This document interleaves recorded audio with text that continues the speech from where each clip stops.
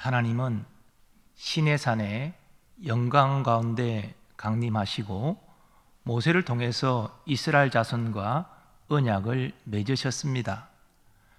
그리고 이스라엘 자손에게 율법을 주셔서 그 율법을 지키게 하셨습니다. 이스라엘 자손의 율법 준수는 하나님의 거룩한 백성으로서 마땅히 감당해야 될 의무였습니다. 특별히 십계명은 이스라엘 자손이 지켜야 될 율법의 핵심이었습니다. 그리고 이스라엘 자손은 율법을 지킴으로 하나님이 주시는 복을 누릴 수가 있었습니다. 이 또한 하나님께서 이스라엘 자손에게 약속하신 것입니다. 성서학자들은 하나님께서 시내산에 강림하시고 이스라엘과 언약을 맺으시고 율법을 주신 그때가 주전 15세기 중엽으로 이해합니다. 그런데 십계명은 우리가 잘 알다시피 크게 두 부문으로 구분됩니다. 제1계명부터 4계명까지는 하나님과 관련된 계명입니다. 그리고 제5계명부터 10계명까지는 사람과 이웃과 관련된 계명입니다. 그래서 예수님께서는 이 율법을 요약하셔서 하나님 사랑, 이웃 사랑 계명으로 말씀하셨습니다.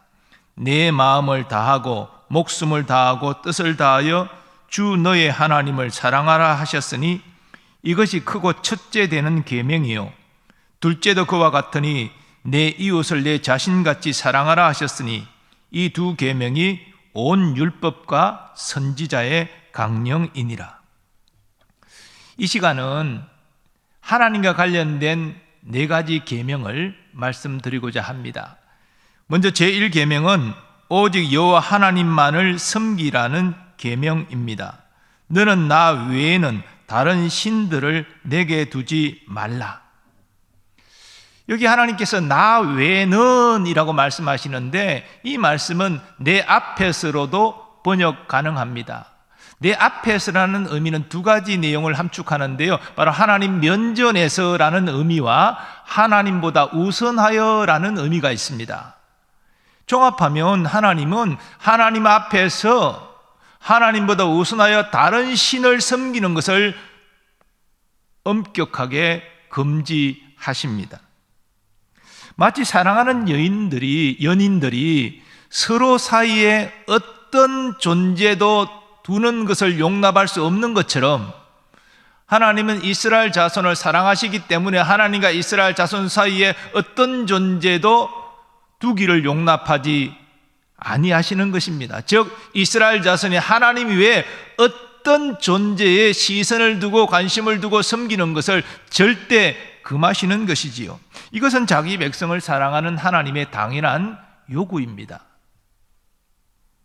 그리고 하나님께서 이렇게 나 외에 다른 신을 두지 말라라고 명하시는 데에는 나름의 배경이 있습니다. 야곱이 그 아들 가족과 함께 애굽으로 내려가서 이스라엘 자손은 430년을 애굽에서 생활합니다.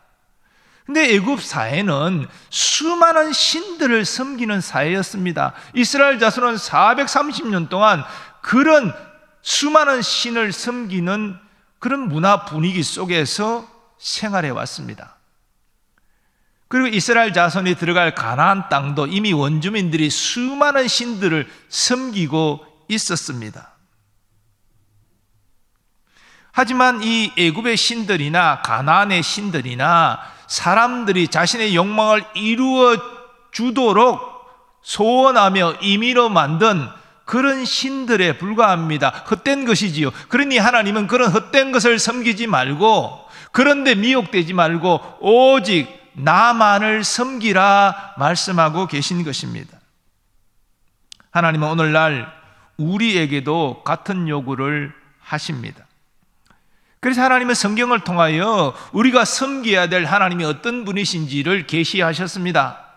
하나님은 천지를 창조하신 창조주이십니다. 온 세상을 다스리는 통치자이십니다. 그뿐 아니라 하나님은 구원자이시고 또한 심판자가 되십니다. 그 하나님은 인간의 생사화복을 주관하시는 분입니다. 그러므로 하나님 외에는 다른 신이 없습니다. 마귀조차도 하나님이 지으신 피조물에 불과합니다. 그러므로 우리는 하나님 외에 다른 신을 섬길 이유가 없습니다. 오직 온 세상의 창조주이시요 통치자이시요 구원자이시요 심판자이신 하나님만을 우리는 섬기는 것이 마땅합니다. 하나님은 그것을 제1계명을 통해서 자기 백성에게 명령하시는 겁니다. 10계명의 제2계명은 어떤 우상도 만들지 말고 섬기지 말라는 것입니다. 너를 위하여 새긴 우상을 만들지 말고 또 위로 하늘에 있는 것이나 아래로 땅에 있는 것이나 땅 아래 물속에 있는 것에 어떤 형상도 만들지 말며 그것들에게 절하지 말며 그것들을 섬기지 말라. 이스라엘 자손은 애굽에 거주할 때 수많은 신들을 섬기는 문화 속에서 살았는데 그 수많은 신들은 형상화된 신이었습니다. 그런데 이 형상화된 신들은요, 대부분 보면 피조물의 모습을 딴 겁니다. 간혹 상상 속에 어떤 모습을 형상한 것도 있지만 대부분 자연 속에 보이는 어떤 동물과 또 어떤 생명체와 이런 것들을 형상화해서 또한 조합해서 만든 것들입니다. 가나안의 신들도 마찬가지입니다. 수많은 가나안 원주민들이 섬기는 신들은 그들이 형상화해서 섬겼습니다. 왜 이런 일이 일어날까요? 그냥 우리가 영이신 하나님을 섬기는 것처럼 그렇게 섬기면 될 건데 눈에 보이는 형상으로 만들어서 섬기는 이유가 무엇입니까? 고대 근동 사람들은 신을 형상화해서 자기가 소유하면 그 신이 자기가 원하는 대로 복을 준다라고 믿었습니다. 라헬이 드라빔을 훔쳐온 사건도 바로 그런 이유지요. 신을 자기가 형상화 된 신을 자기가 모시고 있으면 소유하고 있으면 그 신이 내가 원하는 대로 나와 나의 가정에 복을 준다. 이게 고대 근동의 믿음이었기 때문에 고대 근동 사람들은 신을 섬기는 것에 만족하지 못하고 눈에 보이는 형상으로 만들어서 자기 집에 모셨다는 겁니다. 자기 집에 모신 그 형상화된 신이 복을 준다고 믿었기 때문이죠. 그러므로 자연스럽게 이스라엘 자손도 그런 고대 근동의 문화 속에서 여호와 하나님, 영이신 하나님을 형상화할 위험이 있었던 것입니다. 그래서 하나님은 어떤 모양으로도 나를 형상화해서 섬기지 말라라고 말씀하신 것입니다. 그리고 자신을 질투하시는 하나님을 계시하시면서 이 명령에 불순종하는 죄를 엄히 갚겠다고 경고하십니다. 나 내 하나님 여호와는 질투하는 하나님인즉 나를 미워하는 자의 죄를 갚되 아버지로부터 아들에게로 3, 4대까지 이르게 하거니와 나를 사랑하고 내 계명을 지키는 자에게는 1000대까지 은혜를 베푸느니라. 우리가 잘 아는 말씀이죠. 근데 이 말씀을 찬찬히 보면 좀 의문스러운 내용이 있습니다. 그것은 에스겔서를 비롯해서 부모의 죄를 자식이 받지 않는다. 각 사람이 각 사람의 죄값을 받을 뿐이다. 즉 연좌죄를 금지하고 있는 성경의 말씀과 오늘 본문이 상치되는 듯하기 때문입니다. 마치 아버지가 죄를 지었는데 3, 4대까지 하나님의 저주를 받는다라고 말씀하듯 지금 말하고 있기 때문이지요. 그러나 본문의 말씀은 아버지의 죄값을 3, 4대 후손들이 함께 받는다, 그런 말씀이 아닙니다. 이것은 죄의 영향력이 3, 4대까지 미친다는 의미입니다. 즉 아버지가 우상을 만들어서 섬기면 그것을 보는 아들이 그대로 똑같이 따라서 합니다. 그리고 그것도 아들이 또 따라서 합니다. 이렇게 우상 숭배하는 가정 가운데 보고 배운 대로 우상을 숭배하는 그러한 악한 영향력이 3, 4대까지 가기 때문에 하나님께서 3, 4대 후손이 우상 숭배할 때 그것을 그대로 심판하신다는 거죠. 반면에 하나님을 사랑하고 계명을 지키는 가문은 오랫동안 은혜를 누립니다. 1000대까지라고 말하고 있는데요, 사실 이 성서학자들은 대부분 문자적인 의미보다는 3, 4대와 비교되는 긴 시간, 그러니까 불순종하면 3, 4대 이런 제 영향력으로 하나님의 저주를 받지만, 순종하면 무궁한 시간 1000대까지 풍성한 은혜를 받는다. 그러므로 너희가 어떻게 해야 될 것이냐? 불순종하지 말고 순종하라. 형상화하지 말고 그것들을 섬기지 말라. 그것을 지금 강조하고 있는 것입니다. 그런데 이스라엘 역사를 보면 안타깝게도 이 제2계명을 율법을 받은 지 얼마 지나지 않아서 범해버립니다. 바로 아론의 금송아지 사건입니다. 모세가 시내산에 올라서 한참을 내려오지 않자 이스라엘 자손은 참지 못하고 아론을 협박해서 우리가 여호와를 섬겨야 되는데 모세는 오지 않고 우리가 섬길 신을 만들어내라. 왜냐하면 그 이전까지 저들이 직접 하나님을 섬긴 것이 아니라 모세를 통하여서 하나님을 섬겼기 때문에, 모세를 통하여 하나님 말씀을 계속 들어왔기 때문에 이제 모세가 없으니 우리가 직접 하나님을 섬기겠다. 그러니 네가 형상으로 만들어라. 협박한 겁니다. 애굽에서 계속 봐왔던 것이 그런 것이기 때문에 영이신 하나님을 섬기는 것도 애굽 사람들처럼 형상화된 물건을 앞에 놓고 섬겨야 된다고 그들이 생각했기 때문이지요. 그리고 시간이 흘러서 북이스라엘 여로보암 왕도 똑같은 죄악을 저지릅니다. 당시 남유다 북이스라엘로 분단되어졌을 때 북이스라엘의 백성들이 여호와의 절기를 지키기 위해서 남유다에 속한 예루살렘으로 가서 제사를 드리지 않습니까? 절기를 지키잖아요. 자꾸 자기 백성이 남유다로 가니까 왕이 불안한 겁니다. 이러다가 예루살렘에 남유다에 정착하면 어떡하지? 안 돌아오면 어떡하지?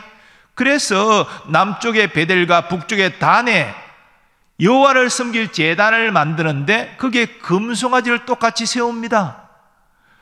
예루살렘까지 갈 필요가 없이 여기에 여호와 하나님을 섬기는 제단이 있으니까 여기서 섬겨라. 그래서 북이스라엘 백성에게 우상 숭배하도록 이끌었습니다. 이 제2계명을 정면으로 어긴 이 죄악들에 대하여 하나님은 엄정히 심판하셨습니다. 오늘날 그리스도인 중에서 어떤 형상을 만들어서 섬기는 사람은 아마 없을 겁니다.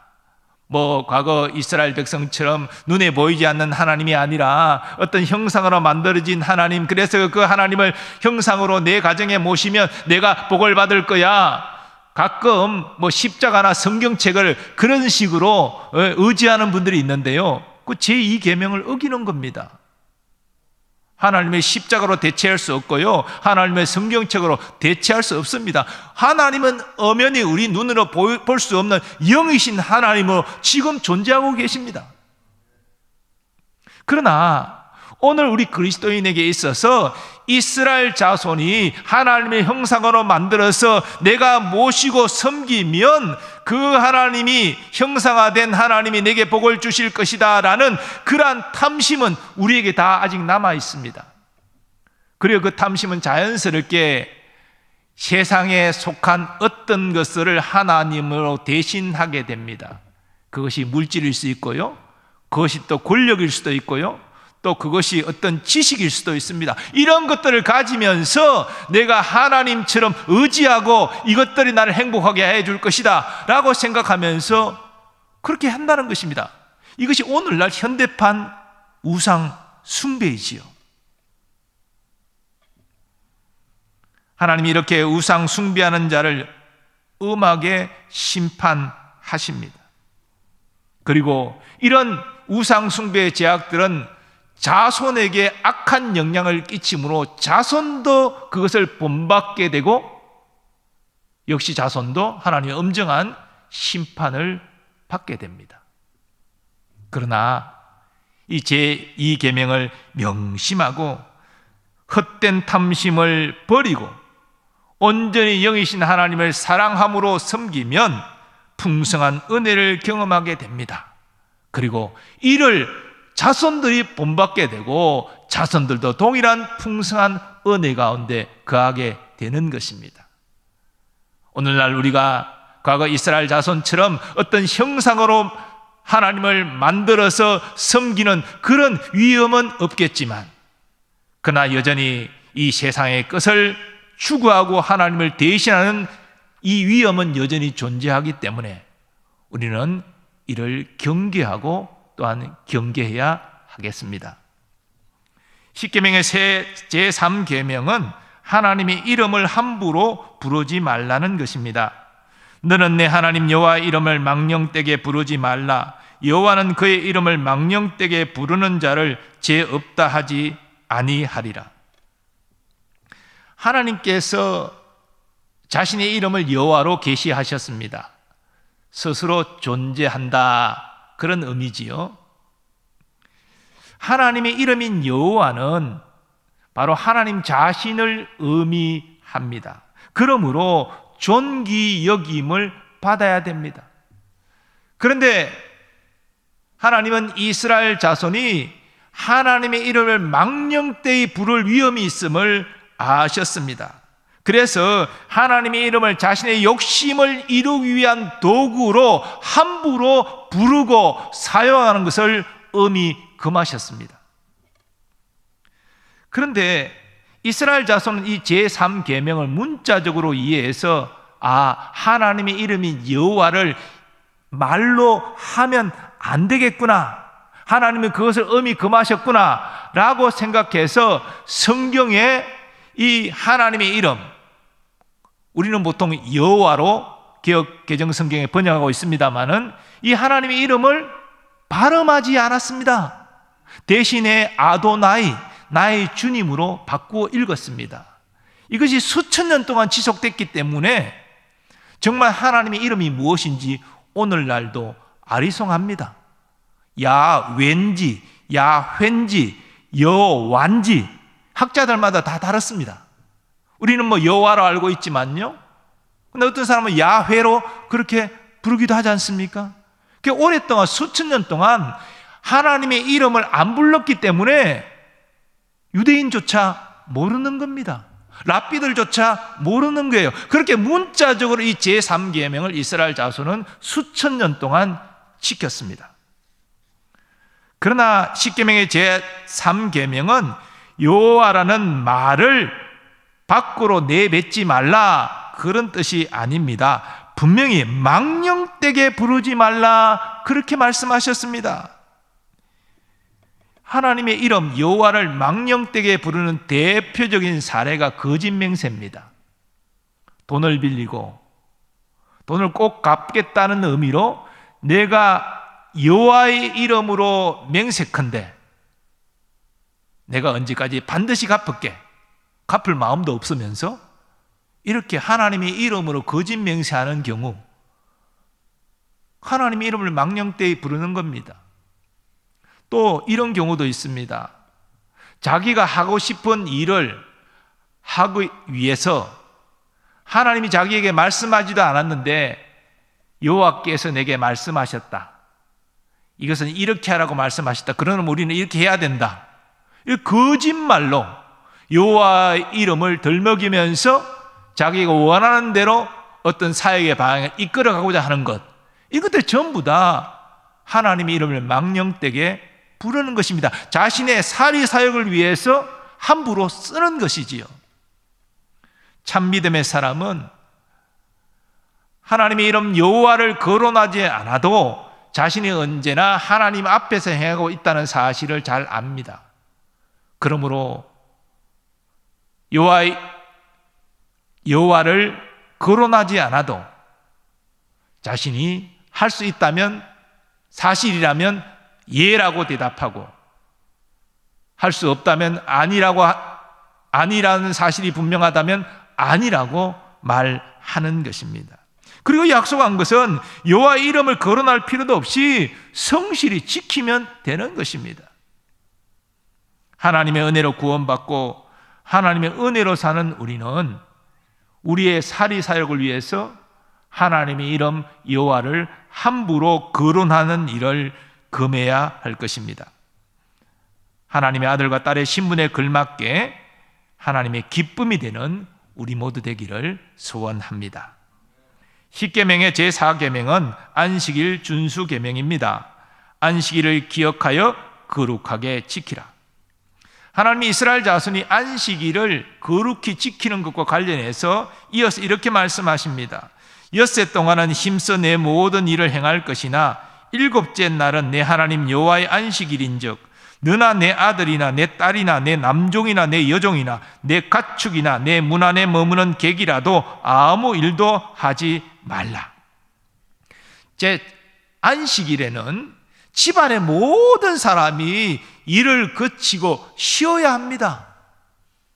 심지어 그 집안의 남종과 여종까지 쉬도록 명하셨습니다. 사회적 약자들을 배려하고 계신 겁니다. 더 나아가서 그 집안의 짐승까지도 쉬게 하라.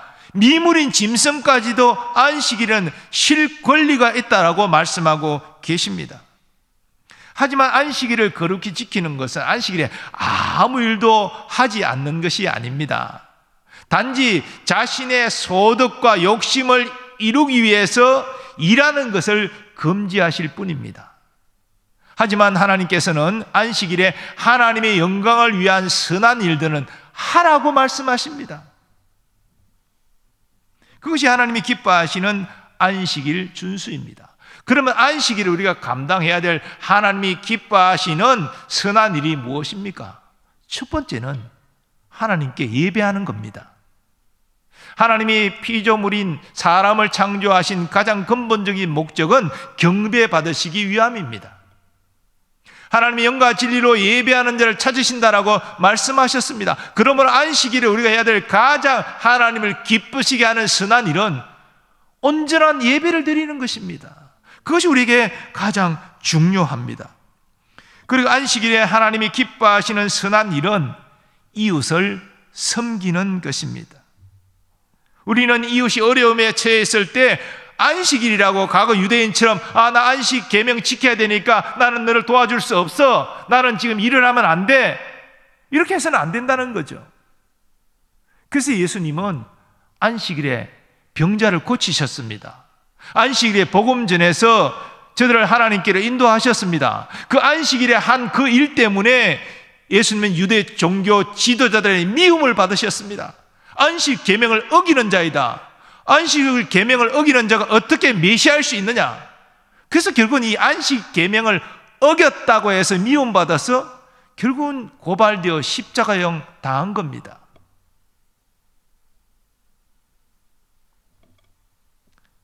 하지만 이스라엘 역사를 보면 안식일 준수 계명이 잘 지켜지지 않았습니다.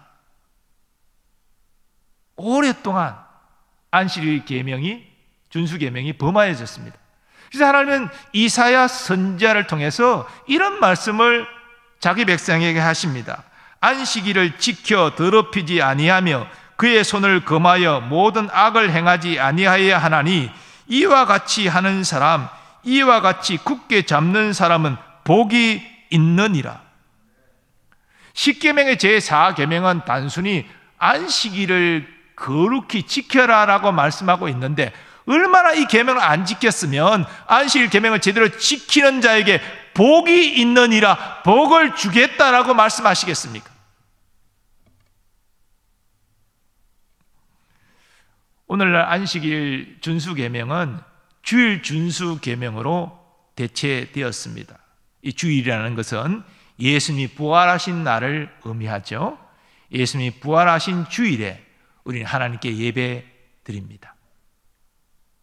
그러나 또한 이 주일에 우리는 교회에서 성도들을 섬깁니다.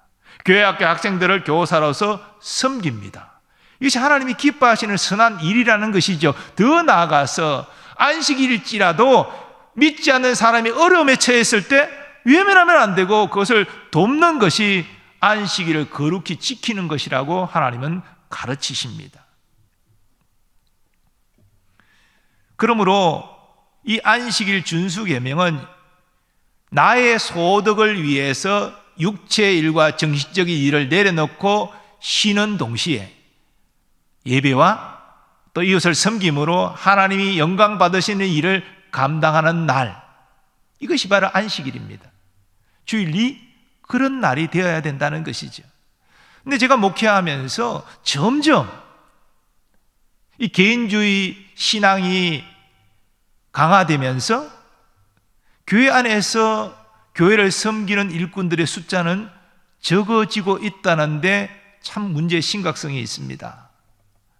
그래서 제가 이 성도들 열심히 봉사하고 섬기는 분들과 대화를 하다 보면요, 참 안타까운 마음이 듭니다. 왜냐하면 그분들은 주일날 교회로 와서 한 가지 일만 하는 게 아닙니다.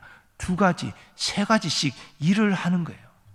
물론 뭐 봉사죠, 섬김이지요. 하지만 그렇게 한 가지 일만이 아니라 두 가지, 세 가지 일을 사역을 하다 보면요, 육신이 지쳐서 육신의 안식을 누리지 못하는 결과를 초래하게 됩니다. 이런 일이 왜 생겼습니까? 모든 재직들이 교회의 한 가지 사역을 봉사를 한다면 이렇게 한 사람이 지치는 일이 없습니다. 그저 하나님께 예배드리고 자기의 재능과 은사를 따라 한 가지 교회 봉사하면 되는데, 충분한데, 근데 너무나 많은 사람들이 예배만 드리고 집에 가버리고 섬기지 않으니까 열심히 하는 사람이 두 가지, 세 가지 일을 하다가 육신적으로 지쳐서 힘들게 집으로 돌아가서 그 다음날 출근을 준비해야 된다는 겁니다. 그래서 안타깝게도 정말 하나님을 사랑하고 섬기는 사람이 육신의 안식을 주일날 누리지 못함으로 안식일 계명을 지키지 못하고 있다는 거죠. 이건 누구 잘못입니까?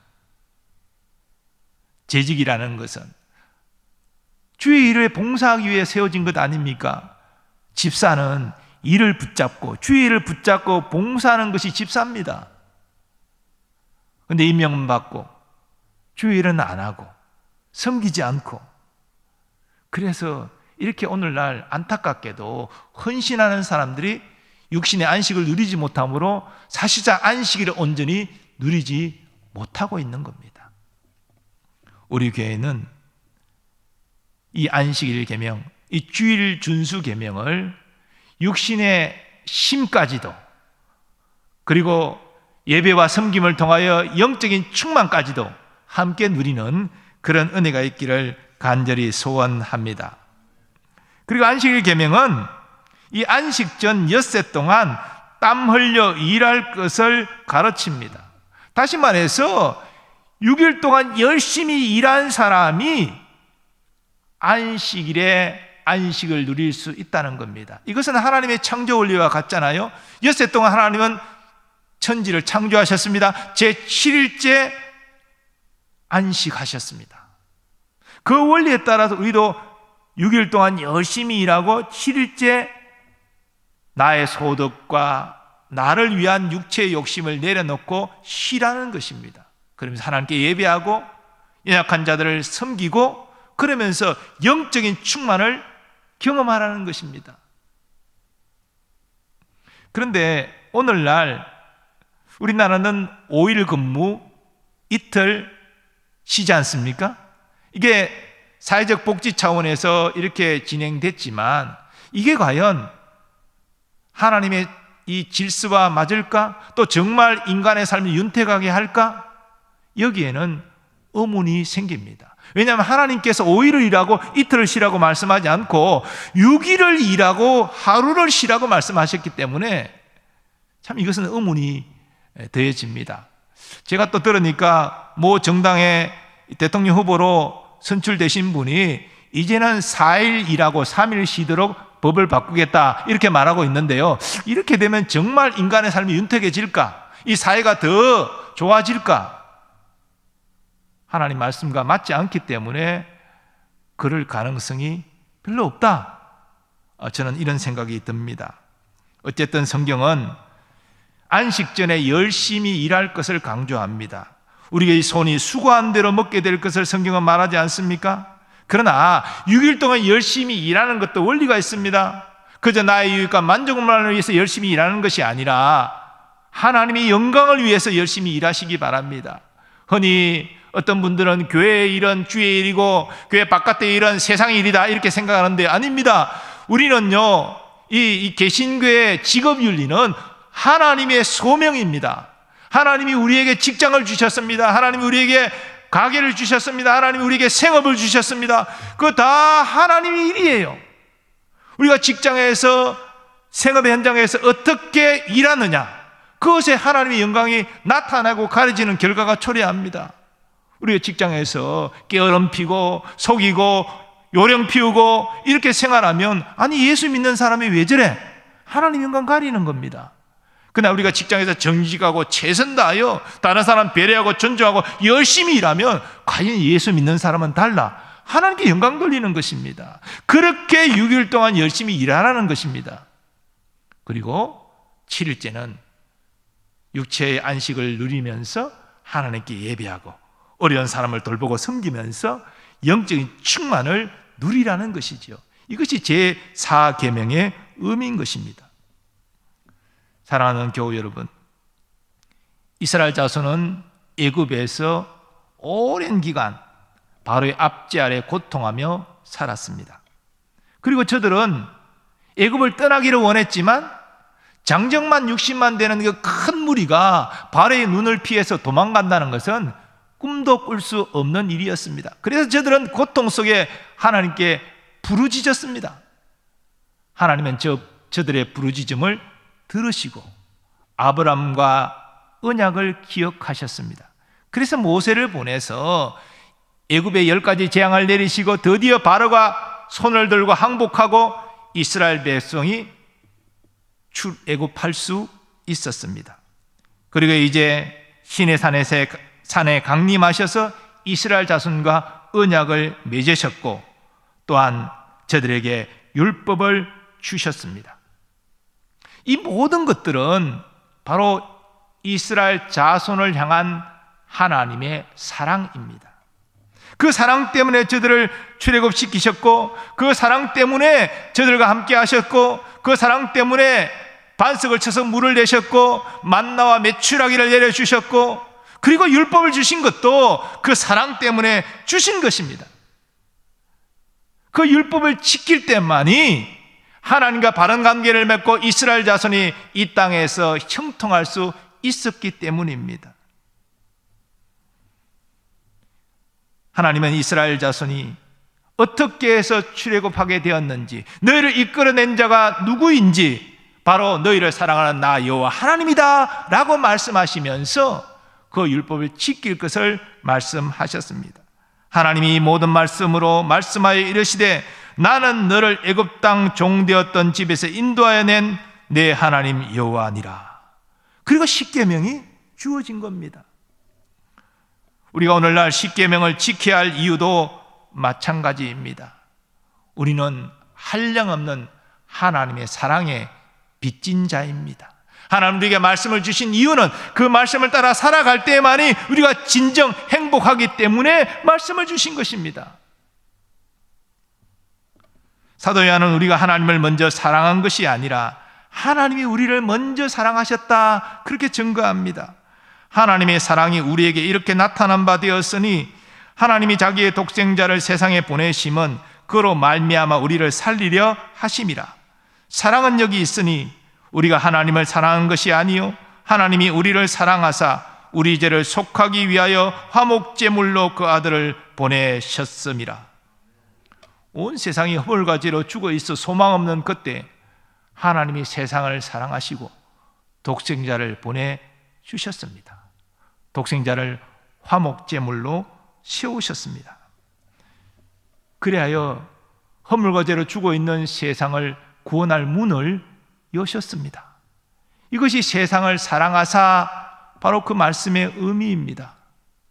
여러분과 저는 그 하나님의 사랑이 임하여서 오늘 우리가 하나님을 사랑하고 하나님께 이렇게 예배 드리고 있는 줄 믿습니다. 그러므로 우리는 온 마음과 생명을 다해 하나님을 사랑해야 됩니다. 그 사랑한 마음을 가지고 하나님의 말씀을 지켜야 됩니다. 그리고 우리는 온 마음 다해 하나님을 찬양해야 됩니다. 그 크신 하나님의 사랑 말로 다 형용 못하네. 저 높고 높은 별을 넘어 이 낮고 낮은 땅 위에 죄범한 영혼 구하려 그 아들 보내사 화목제물 삼으시고 죄 용서하셨네. 하나님 크신 사랑은 측량다 못하네. 영원히 변치 않는 사랑 성도여 찬양하세.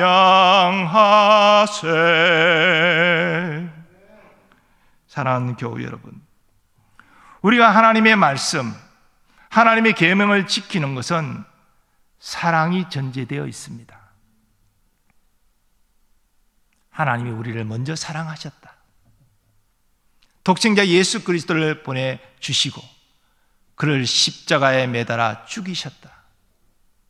하나님 우리에게 말씀을 주신 것, 계명을 주신 것, 하나님 우리를 사랑하시기 때문이다. 왜냐하면 그 말씀대로, 그 계명대로 살아갈 때만이 진정 행복할 수 있기 때문에. 예수님이 오심으로 구약의 율법 중에서 재판법, 제사와 관련된 여러 의식법들, 그것은 다 폐하여졌습니다. 지킬 필요가 없습니다. 하지만 하나님의 거룩한 본성이 반영된 도덕법으로서 십계명은 신약의 백성들도 지켜야 됩니다. 그러나 의무감으로, 억지로, 형식적으로 지키는 것은 아무 없습니다. 의미가 없습니다. 과거 바리새인들이 그렇게 하지 않았습니까? 예수님의 책망 듣지 않았습니까? 우리가 이 십계명을 지키기 위해서는 먼저 하나님이 우리를 사랑하심으로 이 계명을 주셨다는 사실을 바르게 깨닫는 것입니다. 그리고 이 십계명에 담겨져 있는 하나님의 마음이 어떤 것인지를 바르게 이해하는 것입니다. 그리고 하나님을 사랑함으로 이 계명을 지키는 것입니다. 사랑함으로 계명을 지킬 때는 그것이 힘든 것이 아니라고 사도 요한은 증거하고 있습니다. 우리가 하나님 말씀 따라 살아가지 못하고 이 하나님 말씀 따라 살아가는 것이 힘든 이유는 하나님을 사랑함이 부족하기 때문입니다. 하나님의 넘치는 사랑을 알고 정말 하나님을 사랑함으로 이 말씀을 따라 살아가려고 한다면 말씀을 따라가는 것은 기쁨이 됩니다. 하나님 앞에 나의 마음을 올려드릴 수 있는 이 귀한 기회에 오히려 감사할 수 있습니다. 하나님은 우리를 사랑하셔서 우리의 행복을 위하여, 우리에게 복 주시기 위하여 이 십계명의 계명을 주셨습니다. 그 하나님의 마음을 바로 알고 사랑함으로 이 계명을 지켜서 하나님의 은혜와 복을 받는 우리 모두 되기를 간절히 소원합니다. 하나님 아버지, 오늘 제1계명부터 4계명까지 하나님과 관련된 계명들을 함께 나누었습니다. 하나님이 이 계명을 주신 이유는 자기 백성을 사랑하기 때문이요, 이 백성이 이 계명대로 살아 복을 받도록 하기 위함입니다. 그 하나님 마음을 바로 알고 하나님을 사랑함으로 이 계명을 절개히 지킬 수 있는 우리 모두 되게 하여 주옵소서. 예수님의 존귀하신 이름으로 기원하옵나이다. 아멘.